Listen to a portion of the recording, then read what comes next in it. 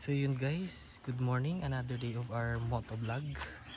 Bali ngayon ay mag-change oil tayo ng ating ZX25R, ng ating big bike. Para makatipid tayo, magdi-DIY lang tayo guys. Meron na rin naman tayong tools. Tsaka as much as possible, susubukan nating hindi magbaklas ng cover kung kakayanin. So ito guys, ito yung mga gagamitin natin. Siyempre, meron tayong torque wrench, susubukan natin. Siyempre kailangan natin ng torque wrench para makontrol natin yung higpit. Tapos itong pangbaklas ng ating oil filter na mabibili natin sa Lazada. Lahat ito guys sa Lazada, pati itong langis natin. Ang langis natin na gamit ay Motul. Ito kasi yung talagang ginagamit ko. Nakailang change oil na rin ako dito guys. Ito yung gamit ko, wala namang naging problema. Maganda naman siya. Paling kakailanganin pala natin is 3 liters. Pero hindi yan lahat mauubos. Bali may matitira dyan guys. And kailangan din natin nitong adjustable. Adjustable ba to guys? Correct me if I'm wrong. Basta pang ipit dito. Tapos ipipihit natin para lumuwag yung ating oil filter. So yun guys, ang sukat pala ng ating sa drainage ng niya, kumbaga parang ng oil natin is 17 sa labasan ng oil. At kailangan din natin ng imbudo guys. So yun guys, umpisahan natin sa pagbaklas ng ating sa oil drainage.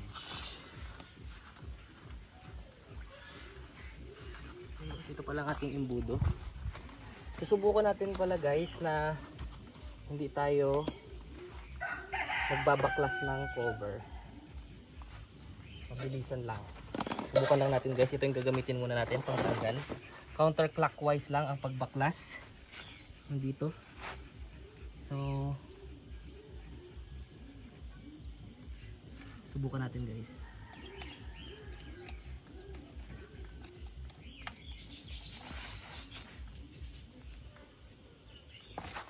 Yun. Nabaklas siya guys. So i-drain muna natin. Ganun lang kabilis guys.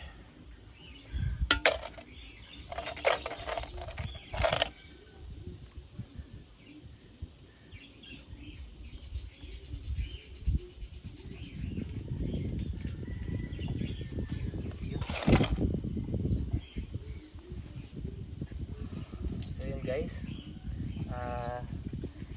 i-drain muna natin siya and linisan muna natin to, then balikan ko kayo guys para sa pagbaklas ng ating oil filter. Tignan nyo guys, hindi na kailangan ng baklasin ang cover. Bali mamaya pagbalik natin siguro kahit hindi na torque wrench, basta alalay na lang tayo sa higpit, yung hindi sobrang higpit, hindi rin sobrang luwag. So yun, parang mapupuno ang ating langis. Ang ating lalagyan pala. Yun guys, balikan ko kayo after ilang minuto. So yun guys, na-drain na natin yung langis. Halos konti na lang ang pumapatak. Ang next natin na gagawin is magbabaklas tayo ng fairings. Kailangan pala talaga natin magbaklas ng fairings guys para may space tayo, para mabaklas din natin yung oil filter. So dito na lang sa kabilang side yung babaklasin natin guys, para medyo malawak-lawak yung space natin para mailusin natin yung oil filter.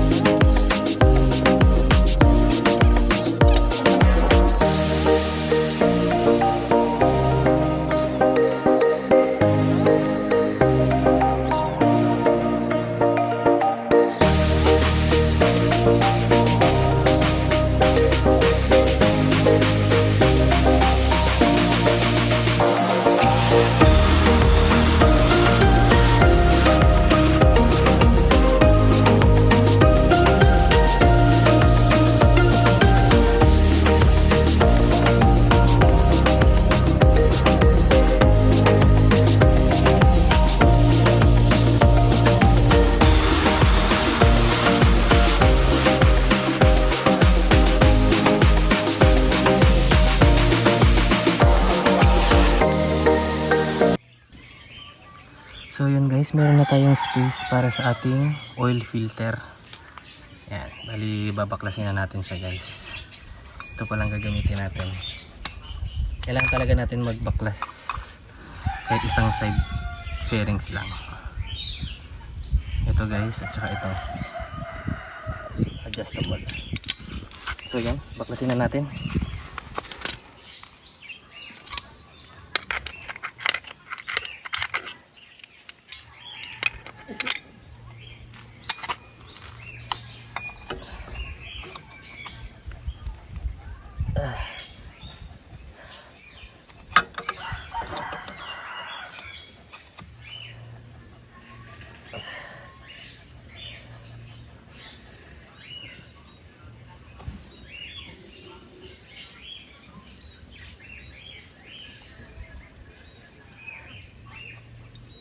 Baliktad.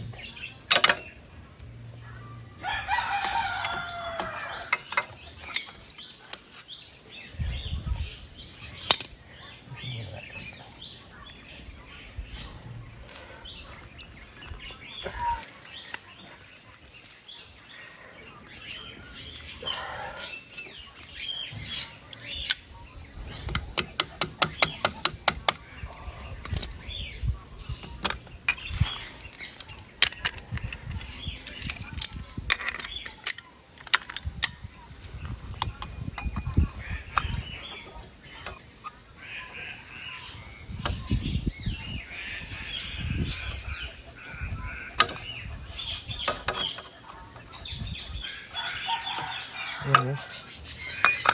Ganun lang kabilis ng luwagan. At may langis pa pala natira.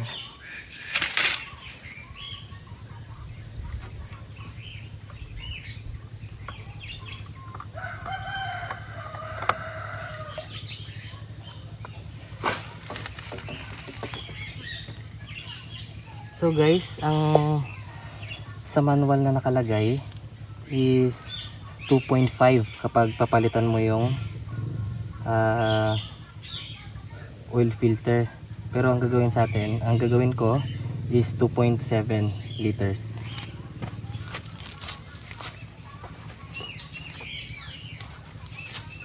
Wala guys yung ipapalit natin, Kawasaki genuine parts.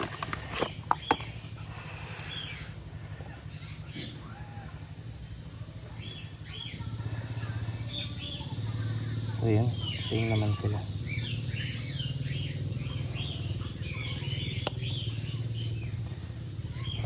At guys, kailangan pala natin to lagyan yung o-ring nya ng oil. Ilalagay natin is yung bago na.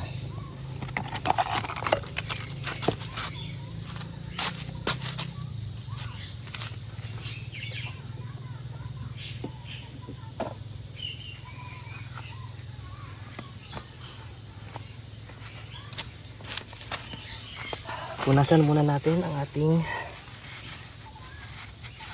oil filter.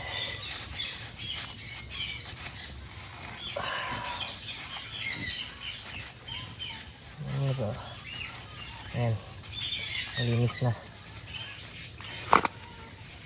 So gamit muna tayo nito. So buksan na natin.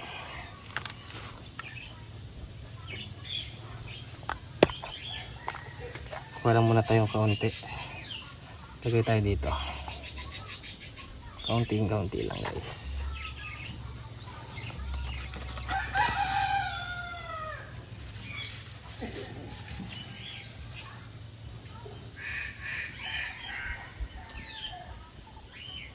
Lagyan natin to guys para malubricate siya. At hindi siya masunog basta-basta. Kasi may rubber siya eh, tapos mainit yung inaanohan niya, so kailangan natin siyang lagyan. So yan, isalpak na natin guys. Punasan muna natin ulit.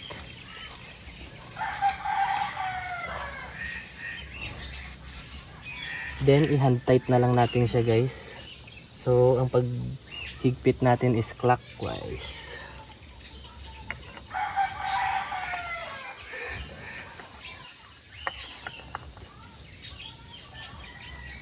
So higpitan natin ng maayos.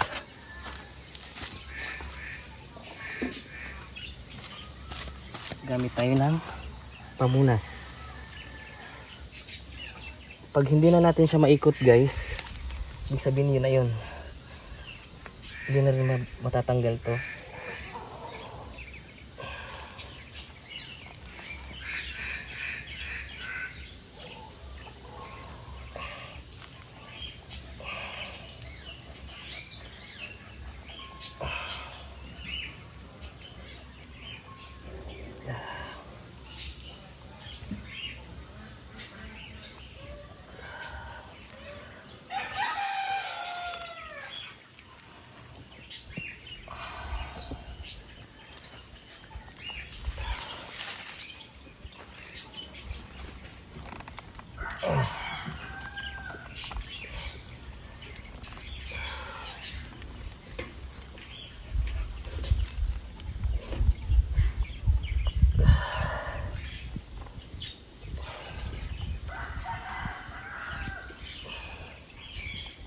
So okay na guys, mahigpit na.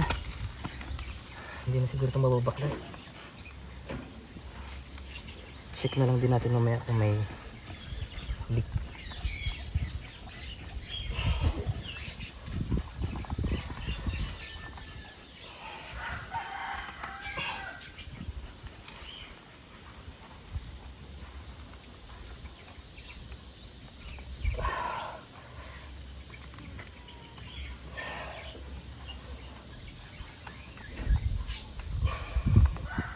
So yun, higpit na to. Ito na yung abot na ating makakaya.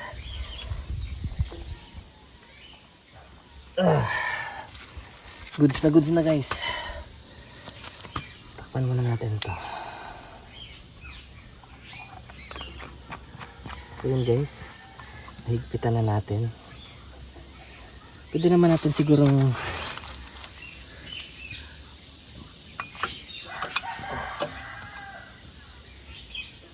ayun, okay na, pang finishing touch. Okay na yan. So guys, ang next natin gagawin is ibabalik muna natin yung cover, tapos lalagyan na natin ng langis. So guys, balik muna natin yung cover. Balik na lang ako sa inyo after kung maikabit ang ating side cover. So yun guys, nakabit na natin ang side fairing ni ZX25R. Naikabit na rin natin yung oil drain bolt. At sinet natin to sa 28 Nm of torque. Kinabitan natin siya ng torque wrench. At ngayon, lalagyan na natin ng langis ang ating big bike. At ang ilalagay natin is 2.7 liters. Yung sa manual kasi is 2.5. Kapag kasama na dun pag binaklas mo yung, pinalitan mo rin yung iyong oil filter. Pero sa akin, usually kasi nilalagay ko 2.7. Nakabase kasi ako dun sa may window. Dito sa ano nya guys, dito. Yan dyan. So yun guys, lagyan na natin para ma-check na natin yung ating motor kung may leak ba o wala. So yun, tanggalin muna natin ito.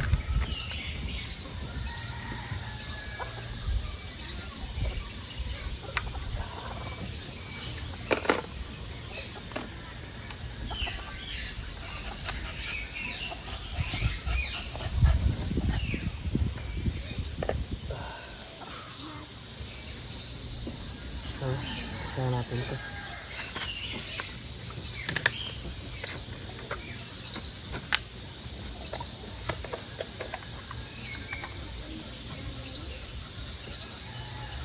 Ayan guys, dandahan lang.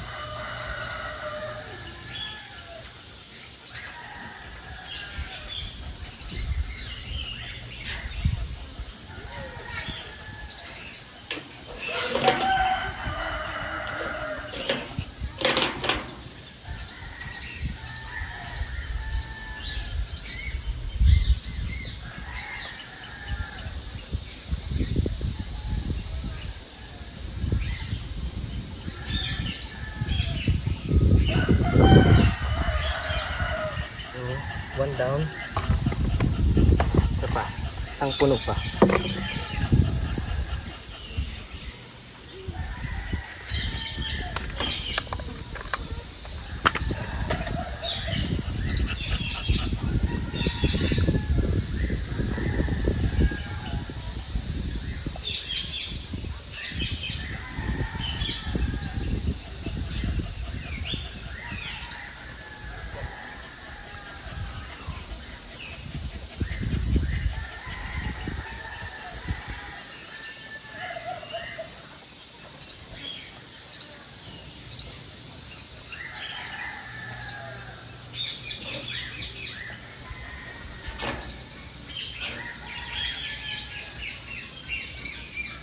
So yun guys.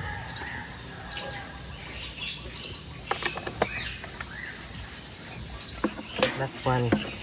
At estimate na natin ito. So kailangan ng material lang sa kanya at ay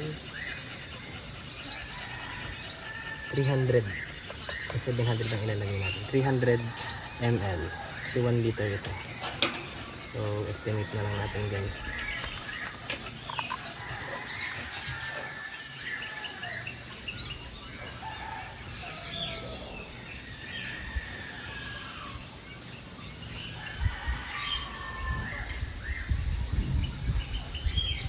Pa.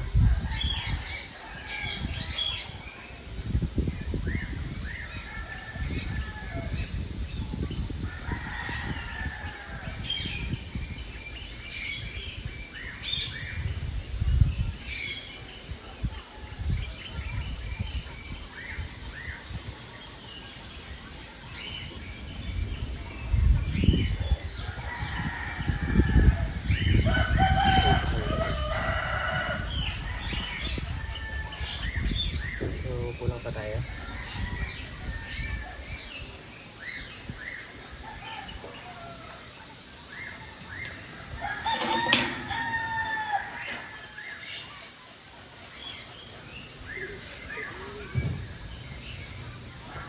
So ito guys, kasi parang puno siya kasi hindi pa umiikot yung langis. Kapag napunta na yun sa mga internals ng engine at saka sa oil filter, mababawasan yan. Subukan na yun guys. Kaya dagdagan pa natin hanggang para maging 2.7.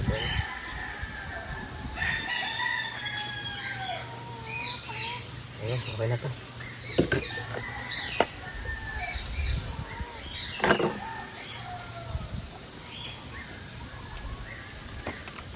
Nasangaran natin ito.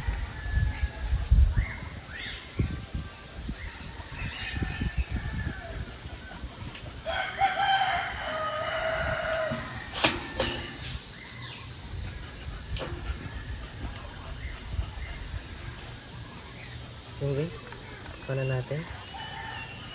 Then paandarin na natin. Kunting higpit lang.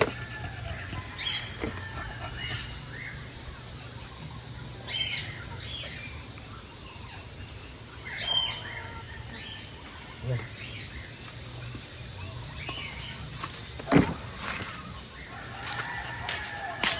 So guys, start na natin.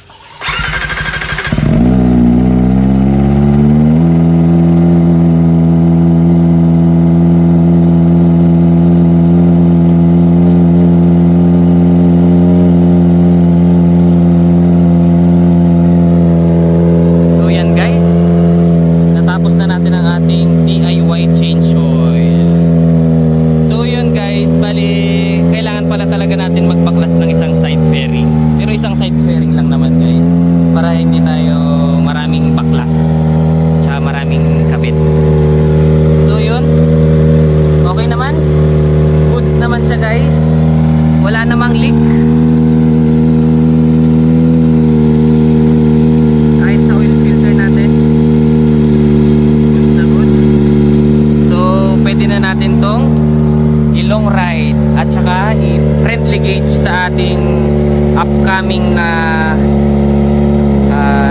friendly gauge sa Raider 150 carb na loaded.